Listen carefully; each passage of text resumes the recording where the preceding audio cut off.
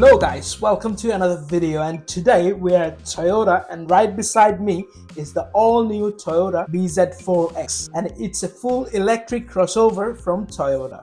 Yes, you heard it right, it's all electric. Finally, Toyota has joined the game of EV car, and it's nice to have them in the EV car competition. In this video, we're gonna find out lots of facts and figures about Toyota BZ4X, because we're gonna dive really deep to find out if this car has all the two attributors to be a real Toyota. Not only that, at the end I will also tell you why this car has the potential to change the EV car market.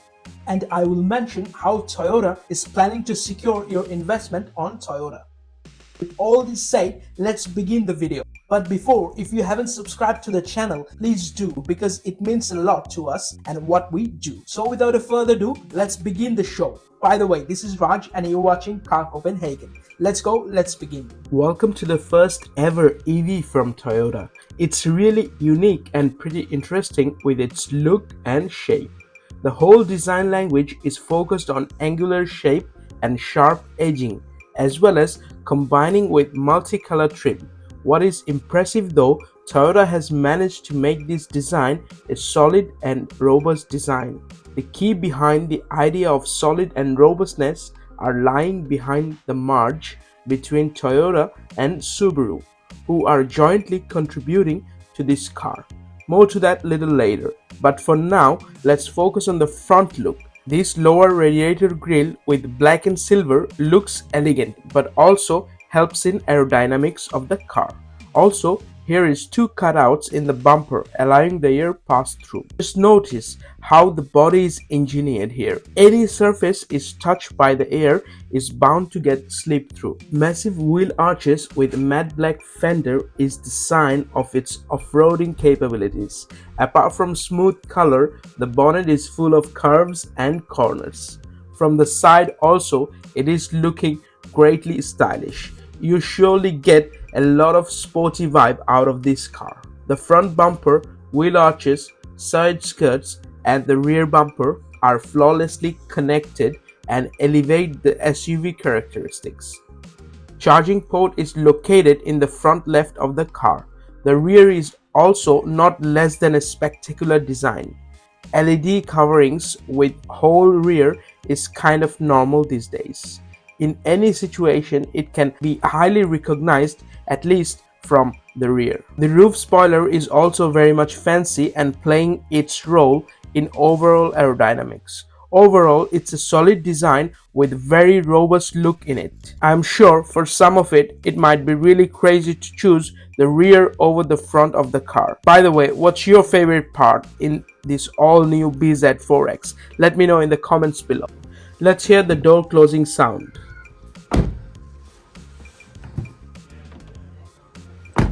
First of all, it's coming with a traditional door handle and it's pretty good itself.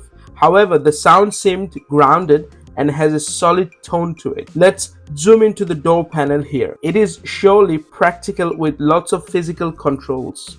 Also with room for two bottle holders. In the good side, most of the panel is softly padded while the lower part is still having some scratchy plastics. The seats are very cozy though, with lots of comfort and styling. Rather than that, it has plenty of adjustments for better comfort.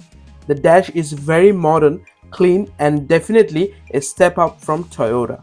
Boring dash and the interior is the thing of the past now. Now it's highly competitive here with full of practical design while being aesthetically beautiful at the same time.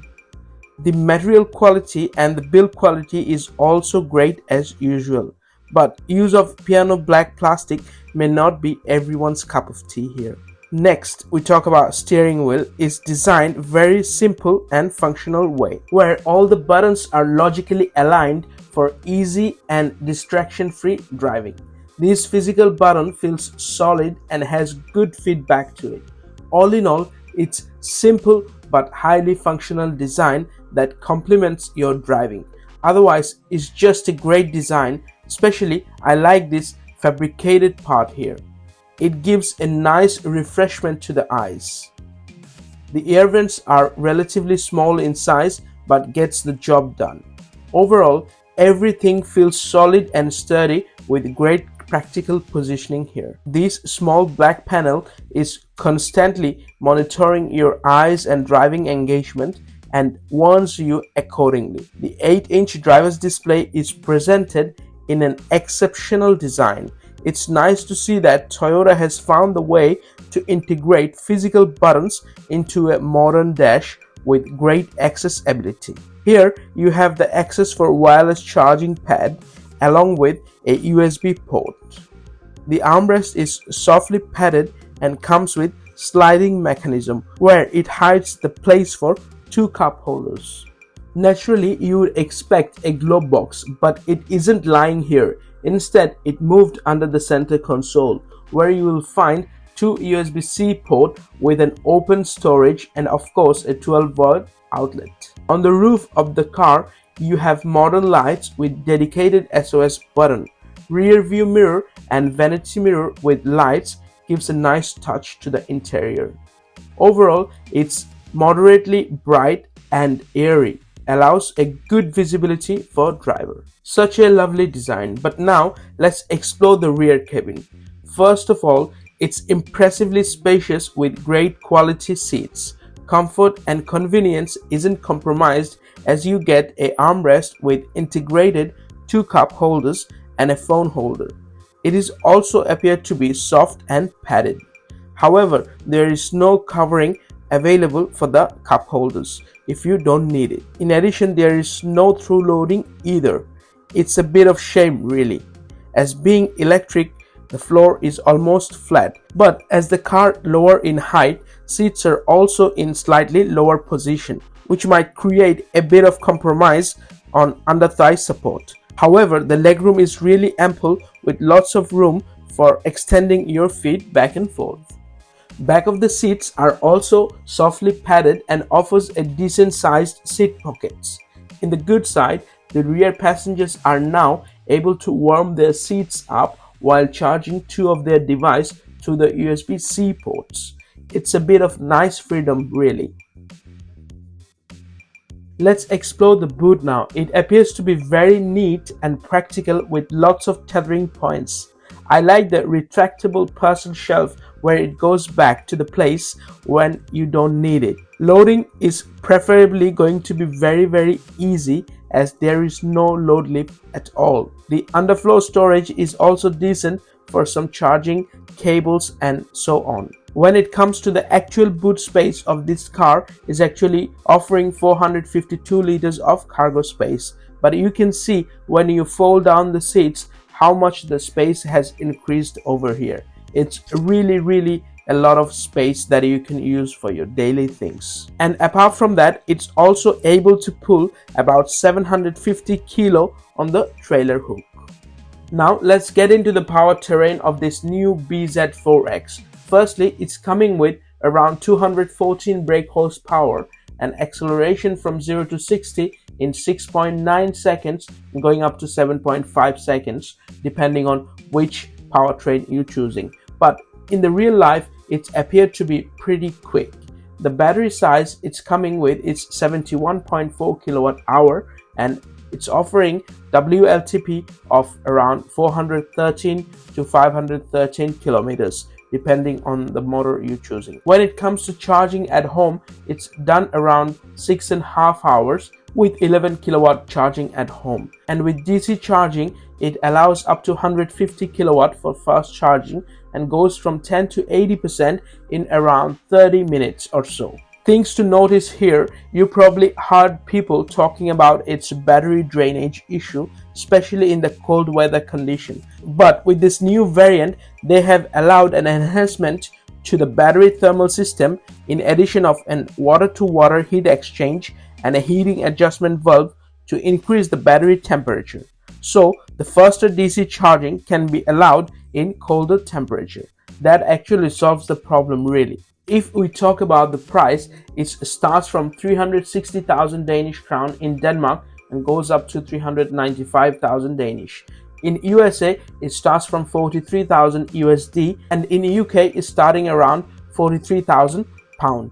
In my opinion, the price is one of the most competitive point for this all-new Toyota BZ4X, especially in comparison with what they are offering. 10 years warranty of the battery going up to 1 million kilometer and buyback guarantee after 5 years. It's really a lucrative offer for next generation car buyers. Before start driving, let's talk briefly on the 12.3-inch infotainment system.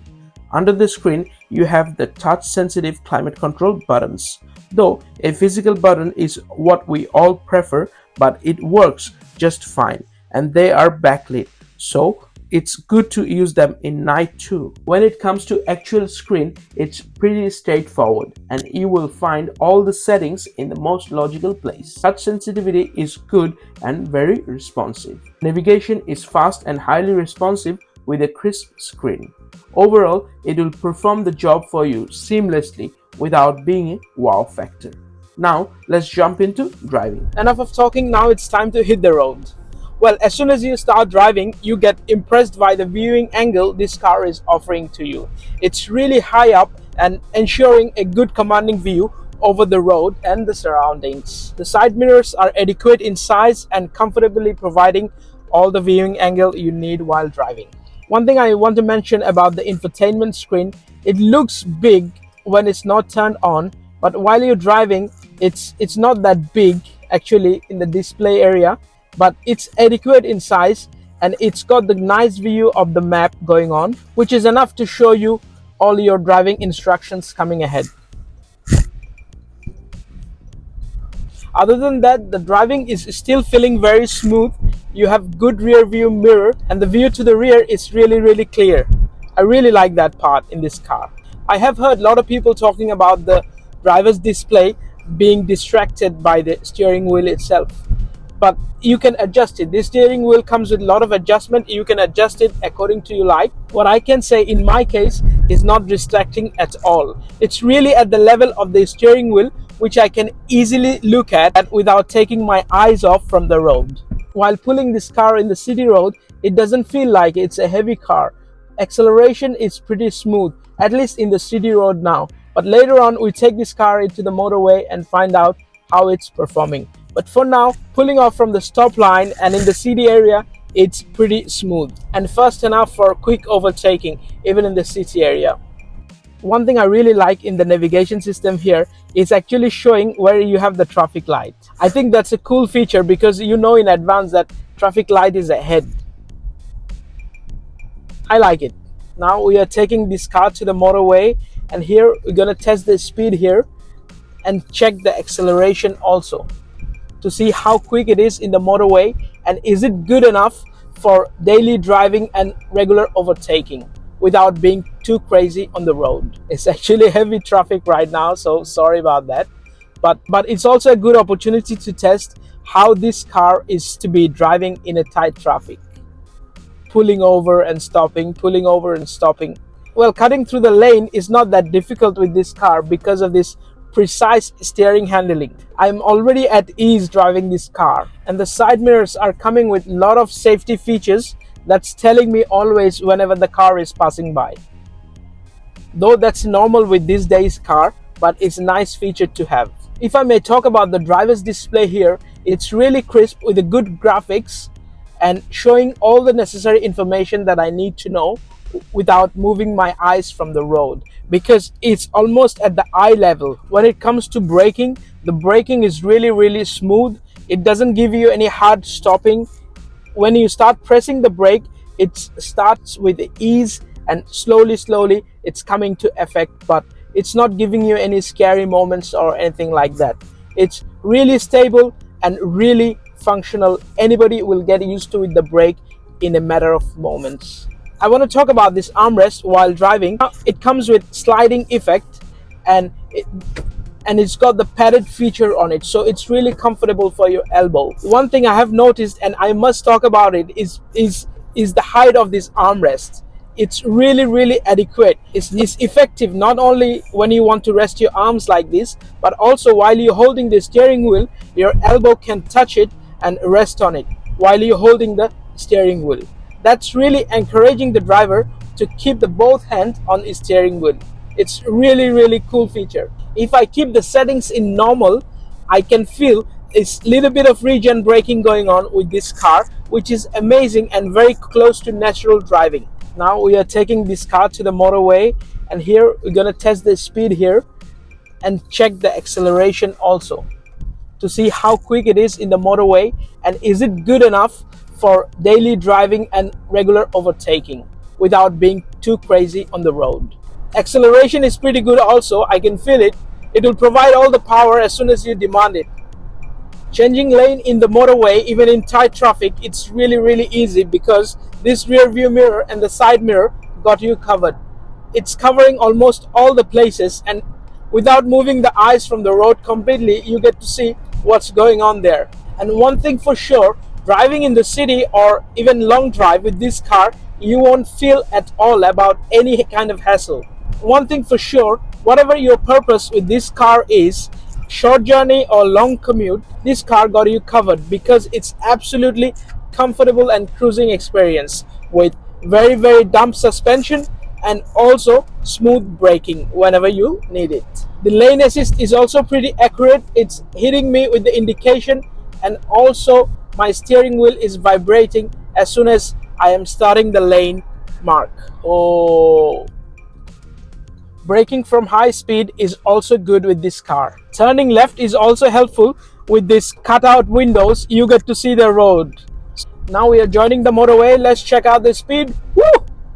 Now we are in the motorway, and I can see that this car is made for cruising as well. It's very smooth when it comes to acceleration. It's pretty quick. Also, it doesn't give you any feeling like it's taking the pressure. No, it's very smooth. One thing I start noticing, rather than the noise of the car passing by outside, you get to hear a bit more of the tire noise. But again, if you play some music or talk to somebody over the phone, it's highly ignorable. Steering wheel feels really solid to hold and comfortable, and it comes with a precise handling as well. All in all, it's an excellent experience driving this car. I'm not sure if you have seen our video on the new Toyota CHR. If you haven't, please go and have a look. This car is actually providing similar, if not the better riding quality than the CHR. However, the both cars are different car. This is really a step up from Toyota. In terms of design, in terms of technology, in terms of safety features, everything is top notch. And that also reasonable because this car is actually a collaboration between Subaru and Toyota, where Toyota took care of the electronics and battery technology, and Subaru contributed more on the all-wheel driving system and also their long experience from off-roading category. So all in all, this car is actually really special one, and it shows when you see the vote of confidence from Toyota. As they say, this battery will hold 70% of their health even after 10 years. Can you believe that you can drive this car for 10 years or up to 1 million kilometers? Hear me again, 1 million kilometers, and still this battery will hold 70% of its health. And if not, then you're covered by the Toyota's 10 years guarantee. Can you believe that? Can you find anything like that in the market? And if Toyota is saying that, you better take it seriously. I'm really impressed. So I'm in a 70 kilometer road, 0 to 70. Let's go. Ooh, it's pretty fast, guys. Let me tell you, in the city area, this car is pretty fast. If you don't worry about the draining battery too fast, and you need the speed, and you up for some fun, this car will definitely show you that side of it. But normally it's best when it's cruising. All in all, it's been an amazing driving experience with this car, and I tell you why. Because this car is comfortable to sit in. It's got a lot of adjustments to make you comfortable for long drive and also short commute. At the same time, the build quality and material quality is also very good. And especially from Toyota, if you see this kind of design and interior, you should be really impressed, and I'm impressed for sure. Secondly, the car handles pretty good when it comes to braking, suspension. There is nothing you want to complain about. Everything is just smooth, and perfect for your daily needs. Of course, unless you have some different expectation, for example, you want too much sportiness, and for most of us, this car will provide a comfortable drive. But having all this said, if you're in the market for your next EV crossover like this size, I really think it's a no-brainer, but I suggest to invest some time and see it for yourself, because I'm sure you'll be impressed about the driving experience with this car. And that's enough from me from the driving. Let's continue with the review now. All in all, it's a great car that focuses on reliability and comfort. And as being an electric car from Toyota, it has a lot of characteristics that you can rely on 100%.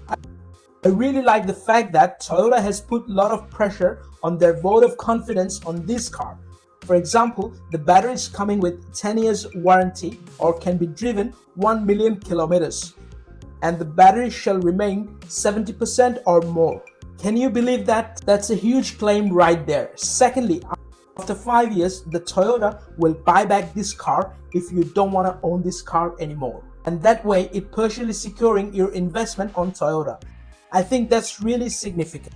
And it's very unlike the other car companies who are lowering their price down every day to control the market, and you as a consumer stuck with one car for life. More importantly, the price point this car is offering, it's really significant. And with that price point, it's really a no-brainer.